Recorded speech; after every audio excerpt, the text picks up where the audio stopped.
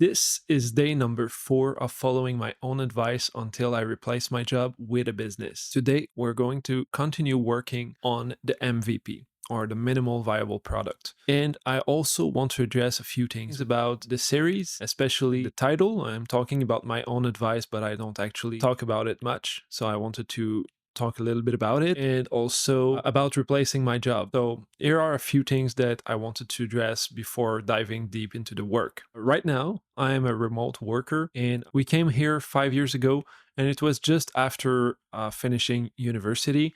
So, I've got a certificate in university in business analytics and also in business in general. And but I don't have the third one. So theoretically, I don't have a bachelor's degree, but I've done so many courses that it's pretty much the same. I've studied in many different fields because I didn't know in what I wanted to work really. And even after all the studies that I did, I don't feel like I'm really where I belong professionally, working with the kind of experience and studies that I have. That's one of the reasons why I started this YouTube channel and also had interest in building a business, because I feel like it's a lot more connected to what I actually like. And well, yeah, I'm a remote worker and I'm also recently a father of two. So, yeah, my whole philosophy is based around a lot of countless hours of reading different books from modern and also ancient thinkers, and also fundamental works in different fields like economics, psychology, mathematics, and things like that. I use different frameworks from my readings and try to use them in my life, since I always felt a need to be less distracted from the noise in society. So I played a lot of video games and I watched a lot of videos on YouTube and other sites. And what struck me is the fact that it's kind of hard to stay away from those destructive habits, because every time that I consume, I realize that I'm not creating. It became kind of a way for me to relax, to rest, was to consume a lot of content. And that's why I decided to try something else. And in the past 5 to 10 years, I did research a lot and experiment with different strategies and theories.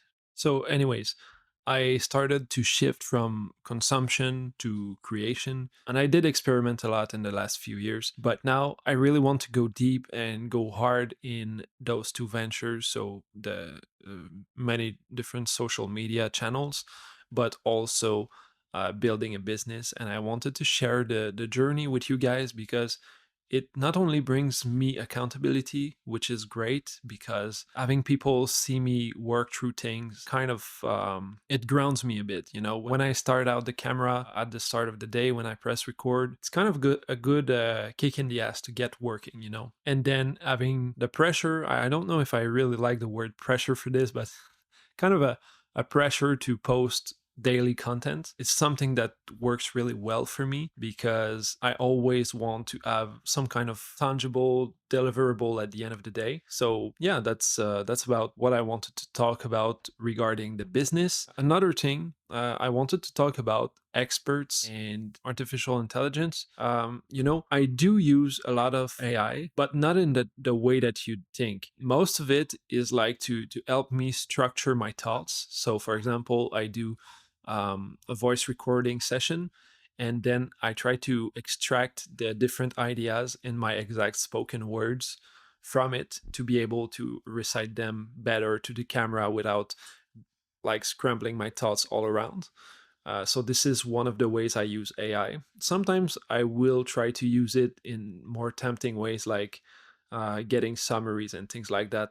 But most of the time, I stay away from those outputs, because I feel like they don't add that much value to my workflow, especially because I want to create things that are useful to humans. And I don't feel like AI can do it better than I could, especially since it comes from within me. But, anyways, that's about AI. About experts, I recognize the authority, the influence that they have, and I know that I could like always mention them here and there. And I would gain a lot of authority doing that. But in a sense, what I'm creating, I want it to come from me. That's why I don't always try to clickbait and try to have many different quotes from different authority sources. I know it can hinder my progress on YouTube and also as a business, but I think it's the only thing that really makes it worth it for me, because I need to trust myself and test my knowledge, my theories on actual cases, not only my own, but now I'm ready to expand and share it with other people too. So yeah, that's about it for AI and experts. And now the last thing I wanted to talk about is the fact that yes, we're going to go back to business.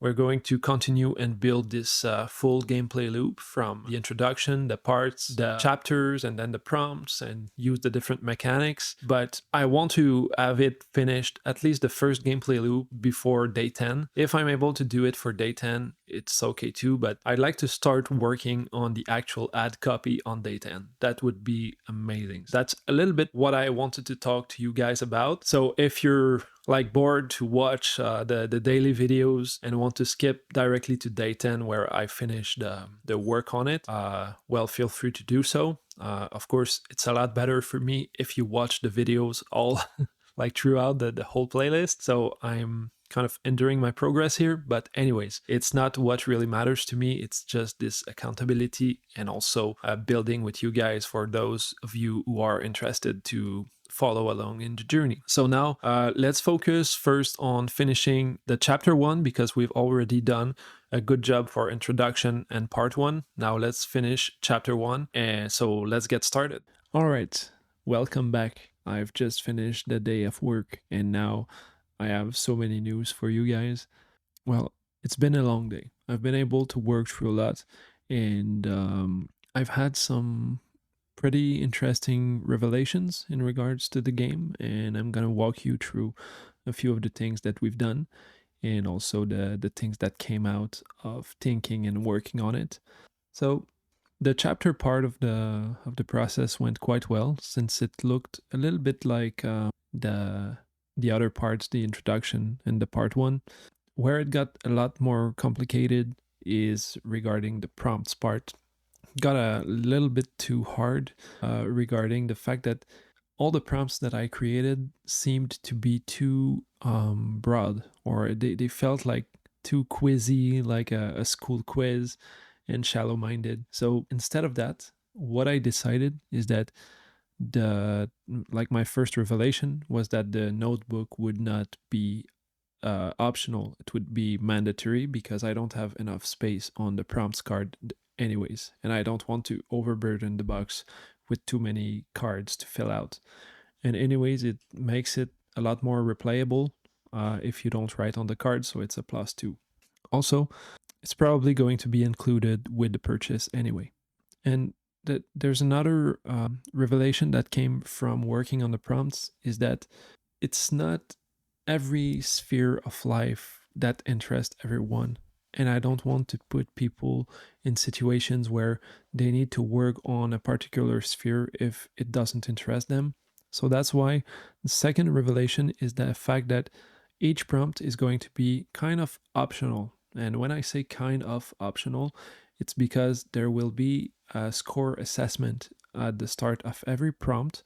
So for example, if you work in the health chapter, the health prompt, sorry, in the checkpoint chapter, you're going to have to assess like how do you assess your current situation nutrition wise. So for example, from 0 to 10, if you say, for example, I rate it about 5 out of 10, and then the second question will be, how would you like your nutrition to be instead of the score that you had previously assessed, or something like that. Like, what's your ideal in terms of score? What would satisfy you? So for example, in this case, maybe a 7 out of 10 would be satisfactory for this person.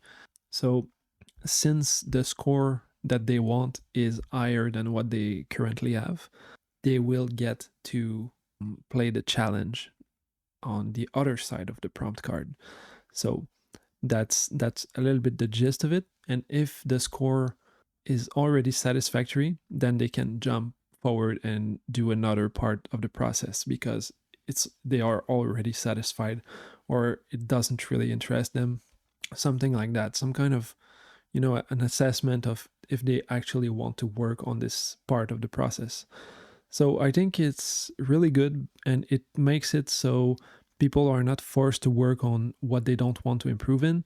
And it's really good. Like in self improvement, you don't want to read a book on nutrition if in reality you want to get better at business. It doesn't really make any sense. So, anyways, um, the other thing that I think is going to change is the life, like having lives and being able to lose the game is probably just going to go away. I'm just gonna remove that process altogether because I don't think lives really bring anything to the table. And anyways, I thought about power ups too, and I think power ups could include timed research. So, for example, you have, I don't know, a timer starts on your cell phone, and you have 5 minutes to browse on Google to research a few things to make your your answer better, or you have 10 minutes to talk to AI about this subject or something like that. Things like this could be pretty nice, actually. Outside of that, and they would need to have like one online mode and one offline mode. If you don't have access to a phone, then you should have access to, if you don't have access to internet in general, you should have access to something still, because the card gives you this kind of access. Yeah. We want the power ups to feel significant and fun. It feels self explanatory, but we still need to focus down and zero in on this fact. Like when you have a power up card, you don't want to say, like, that seems boring. You want it to feel significant, actually. And anyways, that's pretty much a wrap. I've I've worked a lot on this, and the prompt, I didn't talk too much about it, but you can look at it on screen. It's just, it looks pretty good, I think. The nutrition and I mean, the fact that it's divided in solids, liquids, gases, I don't feel like it's shown in this way much of the time, but it's pretty good. Like our human system is pretty well set up, and the like nutrition is, you can reduce nutrition to that, and it's pretty fine. If you think about it, like, deeper and deeper. So, for example, someone who thinks that eating steaks and fries is a complete meal may have like a very basic understanding of what nutrition is. But if, for example, a nutritionist plays the game, you will probably not want to do this section. But if you wanted to do it, you would still have something pretty interesting to write in the prompts, because it's about getting awareness and self-examination in this part of our lives. So it's really, anyone could do it, and it could probably improve a thing or two about their lives, and actually gain awareness and self-examination. So I feel like this game is slowly becoming a different version of what I created, that's called the self-coaching framework, the self-coaching documentation process that I used. It's basically a sheet of many different prompts that I go through in the 4 spheres of life that we talk about a lot in this channel. And it gives you awareness, it gives you direction, and it also removes the shame and the guilt from not having certain things. And that's something that I'd like to incorporate in the game, because I don't want people to feel discouraged. I want them to feel proud of themselves and happy to go forward and learn a few new things about themselves and about life. So, yeah, these are, I think I did quite a good progress. And yeah, even like the event cards, power up, and the int token, it's very basic stuff, but it's still advancing. So thank you very much for watching, anyways, and I'll see you tomorrow. Thank you very much, everyone, and bye now.